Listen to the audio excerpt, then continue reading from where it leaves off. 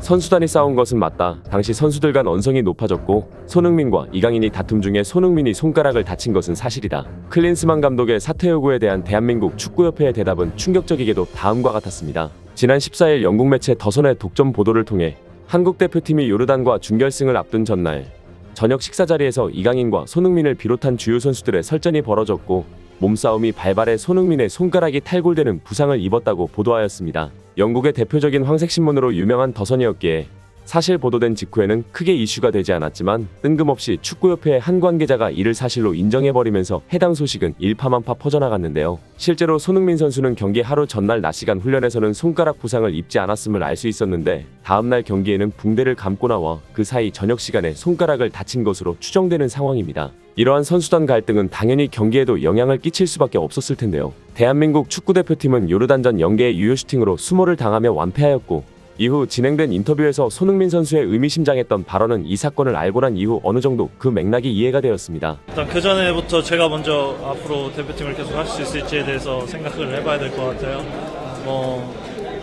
감독님께서 저를 더 이상 생각 안 하실 수도 있고 앞으로의 미래는 잘 모르기 때문에. 토트넘 복귀 후 현재 언론과의 인터뷰에서도 아시안컵 얘기는 다시 꺼내고 싶지 않다고까지 말했는데 이는 분명 평소 손흥민의 인터뷰와는 전혀 다른 뉘앙스였습니다. 일부 한국의 기자들은 한국의 고참급 선수들이 이강인의 명단 제외 요청을 했다는 기사를 작성하였으나 이는 확인되지 않은 사실로 당시 선수단은 그 자리에서 화해를 한 것으로 알려졌는데요. 이런 상황 가운데 이강인 선수는 14일 오후 6시경 자신의 인스타그램에 직접 사과문을 올렸습니다. 안녕하세요. 이강인입니다. 지난 아시안컵 4강전을 앞두고 손흥민 형과 언쟁을 벌였다는 기사가 보도되었습니다. 언제나 저희 대표팀을 응원해주시는 축구팬들에게 큰 실망을 끼쳐드렸습니다. 정말 죄송합니다. 제가 앞장서서 형들의 말을 잘 따랐어야 했는데 축구팬들에게 좋지 못한 모습을 보여드리게 되어 죄송스러울 뿐입니다. 저에게 실망하셨을 많은 분들께 사과드립니다. 축구팬들께서 저에게 보내주시는 관심과 기대를 잘 알고 있습니다. 앞으로는 형들을 도와서 보다 더 좋은 선수, 보다 더 좋은 사람이 되도록 노력하겠습니다라고 하였죠. 물론 이번 일로 이강인 선수를 향한 여론이 달라질 것은 자명해 보입니다. 대선배이자 대표팀 주장인 손흥민 선수에게 이러한 하극상을 펼쳤다는 것은 분명히 국가대표로서 적합하지 못한 행동이었죠. 그러나 이러한 빠른 사과는 이강인 선수의 진심을 볼 수 있는 부분이기도 한데요. 이에 누가 더 잘했나 잘못했나 따지기보다는 이번 일을 통해 그동안 감춰져 있던 대표팀 내부의 시스템에 대한 문제점이 드러나고 또 고쳐지기를 바라야 할 것 같습니다. 한편 이강인 선수는 사과문까지 작성하며 국민들에게 용서를 구했지만 정작 축구협회는 오히려 해당 사건을 더욱 크게 부풀리고 있습니다. 한스경제와 인터뷰를 진행했다던 축구협회의 한 익명의 관계자는 당시 상황을 구체적으로 설명하였는데 이강인 등 젊은 선수들이 탁구를 하러 가려고 하자 손흥민이 불렀고 이강인이 대들었고 손흥민이 멱살을 잡았다며 이 과정에서 손흥민이 손가락을 다쳤다고 전했습니다. 또 한 상황이 진정된 뒤 고참 선수들이 이강인에게 선후배로서의 예의를 지키라고 훈계하자 이강인이 고참 선수들에게 대들었다며 대표팀 선배들과 이강인 간의 충돌이 계속됐다고 전하면서 유럽에서 뛰는 한 선배가 이강인을 제재하자 내가 그만두겠다며 반발했다고 덧붙였는데요. 특히 해당 관계자는 손흥민 등 선수들이 이강인에게 화가 많이 나 있다. 대표팀에 이강인을 뽑으면 보이콧할 생각까지 하고 있다고 했는데 이 관계자가 선수들 마음을 다 안다는 듯이 기정사실화하는 것이 도저히 이해가 되지 않습니다. 현재 국내 일부 언론들과 실명을 거론하지 않은 익명 관계자들의 인터뷰만 계속해서 나오고 있는 상황으로 축구협회는 어떠한 공식 성명도 발표하지 않은 상태인데요. 오히려 사건이 더욱 커지기만을 기다리고 있는 것 같았습니다. 관계자들이 무책임하게 당시의 사건을 마음대로 부풀리면서 사실화하고 있는 중에 축구협회는 빠른 진화 작업을 위해 정확히 어떤 일이 있었고 어떠한 몸싸움이 있었는지 혹시 야인시대처럼 싸웠는지 돌아가. 넌 해보자고. 또는 원인은 무엇이었으며 그로 인해 결과는 어떻게 도출되었는지를 설명해 주어야 하나 축구협회는 그 어떤 성명도 내지 않았습니다. 오히려 아시안컵 충격 패배에 대한 책임이 거론되고 있는 상황에서 선수단의 갈등을 전면에 내세우고 있는데요. 협회는 불화설에 대해서는 이례적으로 빠르게 인정하면서 이후 정확한 팩트체크에 대한 말은 없이 연락이 두절되고 있는 상황입니다. 이것이 대표팀 불화설보다도 축구협회에 대한 불만이 커지고 있는 이유이죠. 사실 해외 축구 대표팀들만 봐도 종종 선수들 간의 불화설을 볼 수 있습니다. 매일같이 같이 훈련하고 같이 밥을 먹는 클럽 선수들 간에도 불화설이 존재하는데요. 그러나 다른 해외 축구협회나 클럽 관계자들은 내부 사안이라 말을 할 수 없다거나 사실무근이다라며 선수들을 보호해주고 있는데 오히려 한국 축구협회는 이례적으로 빠르게 헐레벌떡 이를 인정하면서 선수들을 전면에 내세우고 자신들을 향한 책임을 전가시키고 있습니다.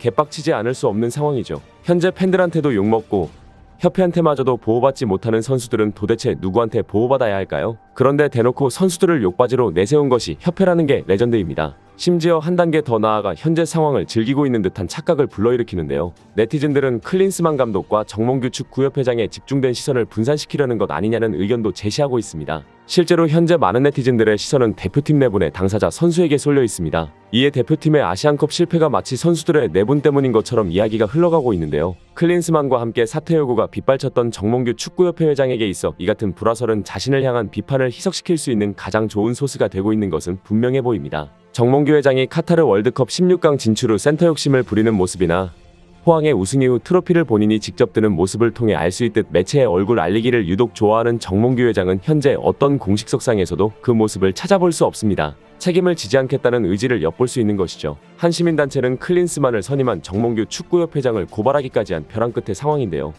서민민생대책위원회는 서울경찰청의 정 회장을 강요 업무방해 업무상 배임 등 혐의로 고발했다고 밝혔는데 이런 상황에게 대표팀 불화설은 정몽규 회장에게 가뭄의 단비와 같은 존재라고 할 수 있죠. 그러나 대표팀 내분이 사실이라면 오히려 클린스만과 정몽규 회장의 사퇴에 대한 명분이 더 커질 수밖에 없다는 의견도 존재하는데요. 그동안 클린스만은 무전술 전술로 많은 비판을 받아왔지만 그래도 대표팀 관리 측면 하나만큼은 잘한다는 평가를 받아왔습니다. 일부 선수들은 벤투 때보다 선수단 분위기는 더 좋다며 선수단 관리에 대한 만족감을 드러내기도 하였죠. 이러한 무전술 매니지먼트형 감독인 클린스만은 매경기 졸전에 대한 비판에도 불구하고 운 좋은 결과를 얻어 비판을 피해갈 수 있었지만 이제는 그 잘한다던 선수단 관리도 완벽하게 실패한 것이 드러난 것입니다. 우리 대표팀 선수단이 유럽 정상권 스타들을 보유한 팀이기에 스타플레이어 출신인 클린스만이 중심을 잡아줄 거라 생각했지만 정작 클린스만은 K리그는 거의 방치하다시피 하면서 해외파 선수 관리에 공을 들였고 전술 또한 해외파 선수들이 직접 의논하며 수시로 바꿔가는 해조 전술을 들고 나왔습니다. 즉 국내파와 해외파 선수들의 갈등을 본인이 야기시킨 것이죠. 클린스만 경질 명분?